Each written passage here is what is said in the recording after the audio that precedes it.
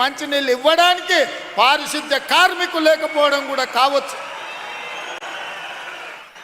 ప్రభుత్వ పాఠశాలల గ్రామాలలో ఉండే ప్రజాప్రతినిధులు ఎండాకాలం సెలవులు వస్తే బర్రెల కొట్టంగా మార్చి ప్రభుత్వ పాఠశాలల బర్రెల్ని కట్టేసే పరిస్థితులు కూడా గ్రామాలలో ఉన్నాయి.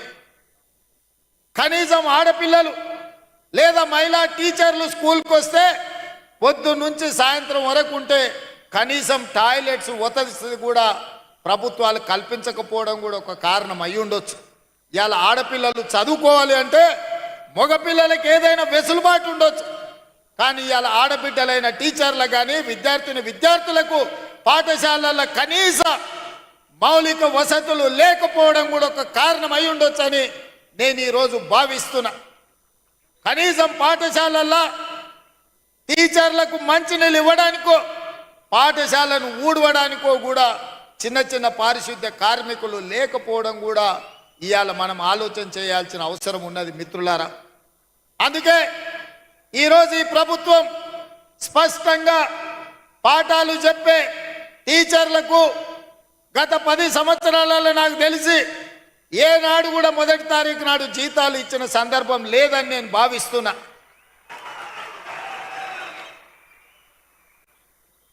మీరు మీ పిల్లల చదువుల కోసమో ఇల్లు కొనుక్కోవడానికో కారు సైకిల్ మోటార్ లోన్ తీసుకుంటేనో ఏదైనా బ్యాంకుల్లో అప్పు తెచ్చుకుంటే మీరు ఇచ్చిన చెక్కులు సరైన సమయంలో మీకు జీతాలు రాకపోతే చెక్కులు బౌన్స్ అయిపోయి మీ సిబిల్ స్కోర్ ఖరాబ్ అయిపోయి బ్యాంకులు కూడా నమ్మని పరిస్థితులు ఇవాళ వచ్చినాయి, దాపురించినాయి గత 10 సంవత్సరాలలో.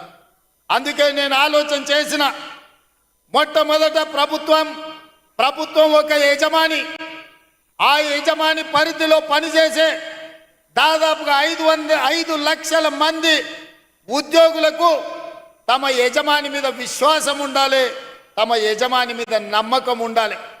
ఆ నమ్మకం ఏంది అంటే మా యజమాని నాకు భద్రత కల్పిస్తాడు, మా యజమాని నాకు మొదటి తారీఖు నాడు జీతం వస్తాడు, మా యజమాని నాకు కష్టం వస్తే నేను చెప్పుకుంటే చెప్పడానికి అవకాశం ఇస్తాడు, మా యజమాని నన్ను కలుస్తాడు, నా బాధ వింటాడు అన్న విశ్వాసం యజమాని మీద ఉన్నప్పుడు ఆ ఉద్యోగి తప్పకుండా ఒళ్ళు దాచుకోకుండా పనిచేస్తాడు, యజమాని అభ్యున్నతి కోసం పాటుపడతాడు. కానీ విచిత్రం, ఉమ్మడి రాష్ట్రానికంటే తెలంగాణ రాష్ట్రం వచ్చిన తర్వాత ఉద్యోగుల యొక్క పరిస్థితులు దిగజారినాయి. ఇది వాస్తవం, ఇది నిజం, కఠోరమైన మనం ఈరోజు మాట్లాడుకోవాల్సిన పరిస్థితి. అందుకే ఈరోజు వేదిక మీద నర్సిరెడ్డి గారు, రఘుత్తం రెడ్డి గారు మీ ఎమ్మెల్సీలు ఉండ్రు. 10 సార్లు ఈ 6 నెలల 10 సార్ల కంటే ఎక్కువనే నా దగ్గరికి సమస్యల మీద వచ్చిండ్రు. ఏవిఎన్ రెడ్డి గారు ఉన్నారు, మీ ఉద్యోగ ఎమ్మెల్సీలు, టీచర్ కమ్యూనిటీ నుంచి వచ్చిన ఎమ్మెల్సీలు ఏ సమస్యలు తీసుకొచ్చినా అక్కడికక్కడ అధికారులను పిలిచి మాట్లాడిన. భిన్న అభిప్రాయాలు ఉండొచ్చు, రాజకీయంగా మా ఆలోచనలు వేరుండొచ్చు, కానీ వాళ్ళు తీసుకొచ్చిన రిప్రజెంటేషన్ మీలాంటి వేలాది మంది ఉపాధ్యాయుల సమస్యలు కాబట్టి వాళ్ళతోని కూర్చోబెట్టి మాట్లాడినాం, వాటిని పరిష్కరించాలన్న ప్రయత్నం చేసినాం. మా హర్షవర్ధన్ ఎప్పుడు కలిసినా ఏదో ఒకటి 317 జీవో కావచ్చు, ఉద్యోగ బదిలీలు కావచ్చు, మీ జీతభత్యాల సమస్యలు కావచ్చు, ఏదో ఒక సమస్య కోసం ఎప్పుడు వస్తూనే ఉంటాడు, అడుగుతూనే ఉంటాడు. అందుకే మీ అందరినీ కలుసుకోలేకపోయినా మీ ప్రతినిధులను కలిసి మీ ప్రతినిధులు చెప్పే సమస్యల్ని విని భాషా పండిట్లకు దాదాపుగా 20 సంవత్సరాల నుంచి ప్రమోషన్లు లేవు, మిగతా వాళ్ళకు కూడా 10 నుంచి 15 ఏళ్ళ నుంచి ప్రమోషన్లు లేవు. పెద్దలు కోదండరామ్ గారు చెప్పినట్టు మా జీవిత కాలంలో ఒక్క ప్రమోషన్ అయినా చూస్తామా, చూడకుంటేనే రిటైర్ అయిపోతామని ఆవేదన చెందుతున్నారన్న దృష్టికి తెచ్చింది. బదిలీల విషయం మీకు తెలుసు, టీచర్లను ముట్టుకోవాలంటే ఎవరైనా భయపడతారు. తేనెటీగల గురించి మీకు తెలుసు కదా, తేనెటీగలు ఎవరి జోలికి పోవు, వాటంతటా అవి ఉంటాయి, కానీ వాటి మీద ఎవరైనా రాయేస్తే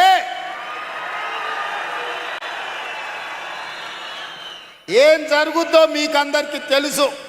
అట్లనే టీచర్లు కూడా వాళ్ళ పాటికి వాళ్ళు జాగ్రత్తగా ఉంటారు. వాళ్ళని ఎవరైనా గులకరాయితో కొడితే వాళ్ళందరూ తేనెటీగలుగా మూకుమ్మడిగా ఏకదాటిన ఎవరి పనైనా చేస్తారని నేను సంపూర్ణంగా నమ్ముతా.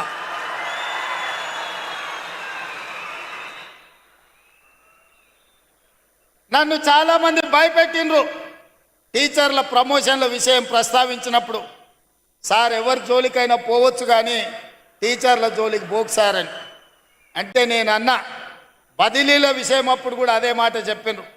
నేను ఒకే ఒక మాట చెప్పిన, మనకు స్వార్థం ఉంటేనో, మనకు వాళ్ళకి అన్యాయం చేయాలన్న ఆలోచన ఉంటేనో, వాళ్ళని నమ్మించి మోసం చేసేది ఉంటేనో వాళ్ళతో సమస్య వస్తుంది. 20 ఏళ్ళ నుంచి అపరిష్కృతంగా ఉన్న సమస్యల్ని ప్రమోషన్లను ఇవ్వాలి, వాళ్ళ సమస్యల్ని పరిష్కరించాలి.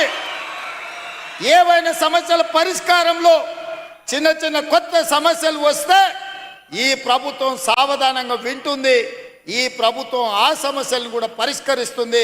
నా చిత్తశుద్ధిలో, నా ప్రయత్నంలో లోపం లేనప్పుడు తప్పకుండా టీచర్లు అర్థం చేసుకుంటారు, ఆ టీచర్లు సహకరిస్తారని చెప్పిన.